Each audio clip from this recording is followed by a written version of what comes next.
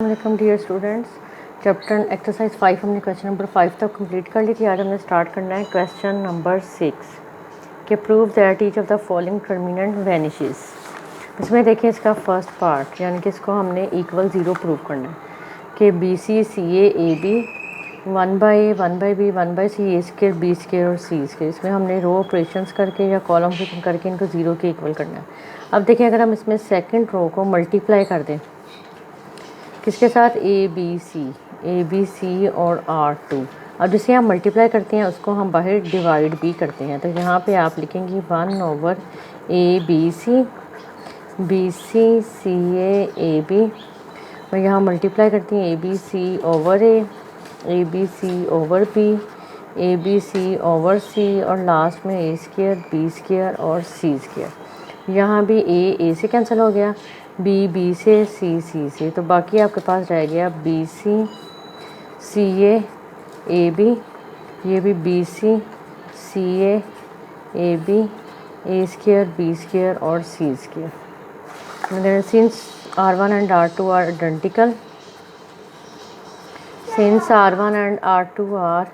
identical, so their determinant will be equal to 0.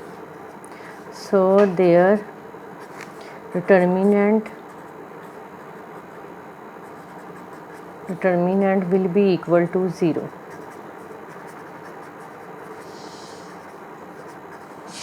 Will be equal to 0. ये आपका हो गया क्वेश्चन नंबर 6 का फर्स्ट पार्ट।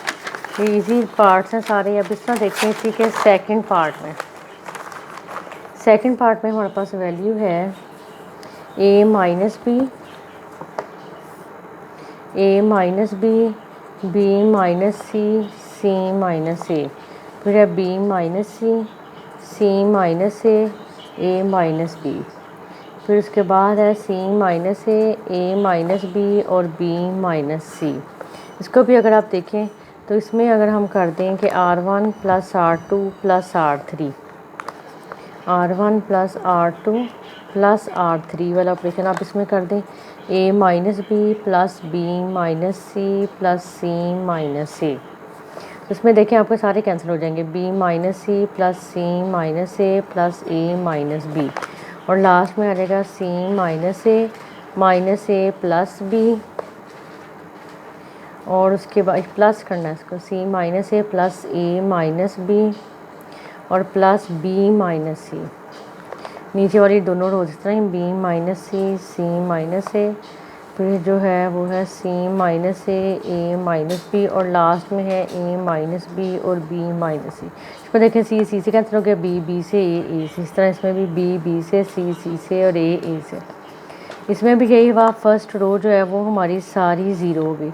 या हमें डिटरमिनेंट की प्रॉपर्टीज़ पड़ी हुई हैं कि अगर एक रो या एक कॉलम ज़ीरो आ जाए तो उसका मतलब है कि सारा डिटरमिनेंट ही आपके पास क्या हो जाता है, ज़ीरो हो जाता है, वैनिश हो जाता है। b minus C since R1 is 0, so determinant will be equal to 0. So determinant will be equal to 0.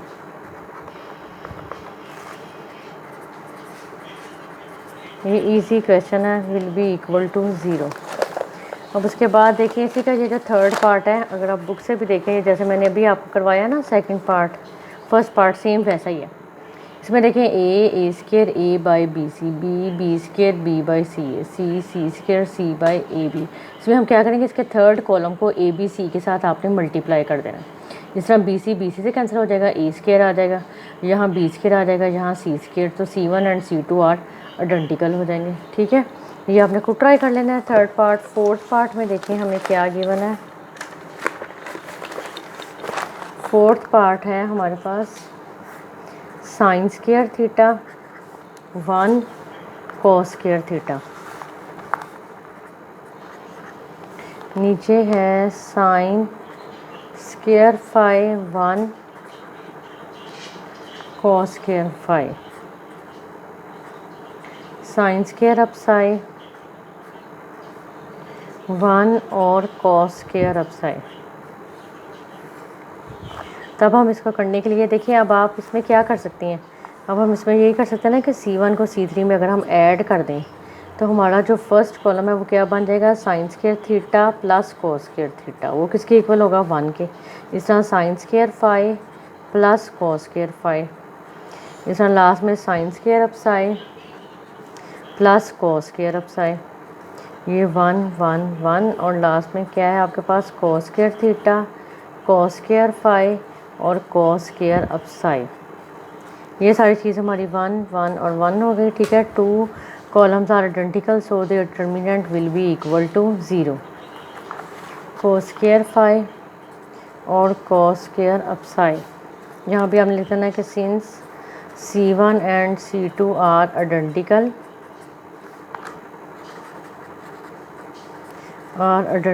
so their determinant will be equal to 0. Their determinant will be equal to 0। ये आपका यहाँ पे answer आ जाएगा, ठीक है। उसके बाद देखिए आपका इसी का नेक्स्ट पार्ट जो है फिफ्थ पार्ट में, फिफ्थ पार्ट भी इजी है। फिफ्थ पार्ट में है sine square alpha cos 2 alpha और फिर है कॉस स्क्वायर अल्फ़ा। इसके बाद आपके पास है sine square beta cos 2 beta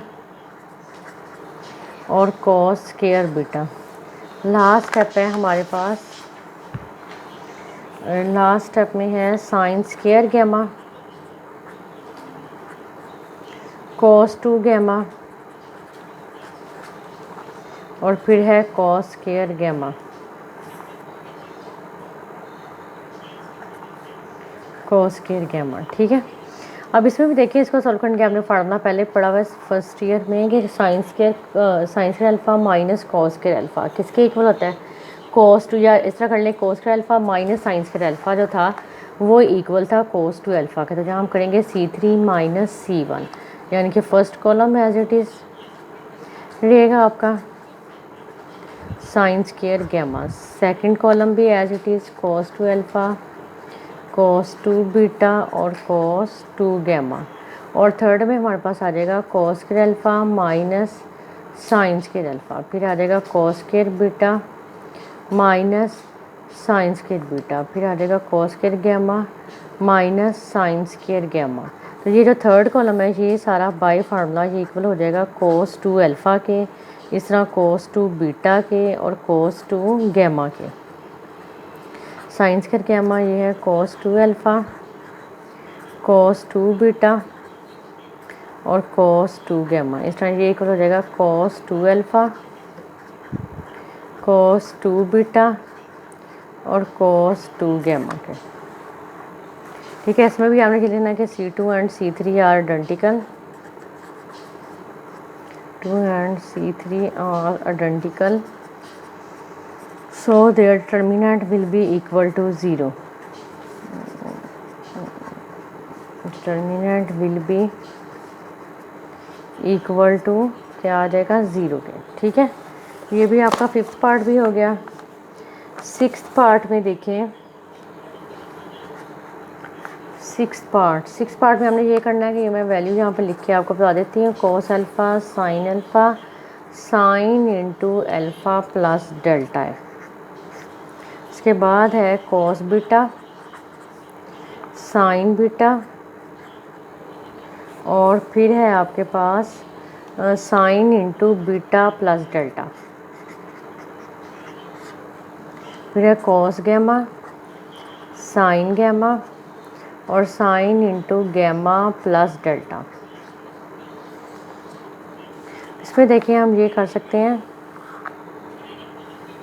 कि इस पहले पूरे फार्मूले को खोल देंगे, ठीक है। कॉस अल्फ़ा और फिर क्या है कॉस बीटा, फिर है कॉस गैमा, ठीक है। फिर है साइन अल्फ़ा साइन बीटा और साइन गैमा। जब आप इसको खोलेंगे साइन इंटू अल्फ़ा बीटा तो ये आ जाएगा ना sine alpha cos delta minus cos alpha sine delta.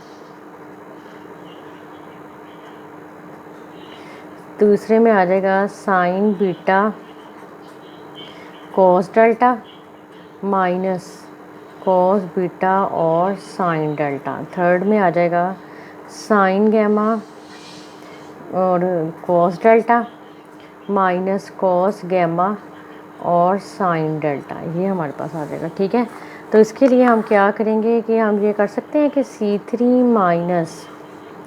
में से हम माइनस कर देंगे C3 minus C1 sine delta और plus C2 cos delta. C1 sine delta plus C2 cos delta, यानी कि कॉलम C1 को हम मल्टीप्लाई कर देंगे साइन डेल्टा के साथ, कॉलम C2 को मल्टीप्लाई कर देंगे कॉस डेल्टा के साथ और इसमें से माइनस कर देंगे। जब आप इसमें से माइनस करेंगे तो ये आपस में सारे कैंसिल हो जाएंगे। ये देखिए, ये आपका है ना cos alpha cos beta cos gamma, ये आ जाएगा sine alpha sine beta sine gamma. ठीक है, अब ये वाली हम लिख लेते हैं जो पहले हमारे पास थी, sign alpha cos delta minus cos alpha sine delta. अब देखिए मैं लिखा क्या है कि माइनस हमने करना है इसमें C1 साइन डेल्टा, यानी कि C1 को किसे मल्टीप्लाई कर देना, साइन डेल्टा के साथ, तो ये बन जाएगा साइन डेल्टा कॉस अल्फ़ा। ठीक है, C1 sine delta cos alpha और दूसरा आपके पास क्या बन जाएगा, प्लस माइनस माइनस हो जाएगा C2 कॉस अल्फ़ा और साइन डेल्टा। C2 ये आपके पास बन जाएगा, इसको हमने मल्टीप्लाई करना है कॉस डेल्टा के साथ, साइन अल्फ़ा और cos delta, C2 sign alpha cos delta cos delta. ठीक है, तो यहाँ पे देखिए जब आपने माइनस इसका साइन डाल दिया तो ये अगली वैल्यू चेंज हो जाएगी। ठीक है, कोस अल्फ़ा साइन डेल्टा, ये कौन सी आपके पास थी, कोस अल्फ़ा साइन डेल्टा, ये इसके साथ आपके पास कैंसिल हो जाएंगी। ठीक है, और ये वाली जो वैल्यू है ये इसके साथ कैंसिल हो जाएगी। इस तरह नीचे भी आपके दोनों वैल्यूज़ आपस में कैंसिल हो जाएंगी, ये सारा मैट्रिक जो है ज़ीरो आ जाएगा। तो इसका मतलब है कि यहाँ पे ज़ीरो हो गया, तो इसका मतलब है कि आपका थर्ड कॉलम ज़ीरो बन गया और ये सारा टर्मिनेंट भी आपका इक्वल टू आ गया ज़ीरो पे। नेक्स्ट क्वेश्चन हम कल करेंगे।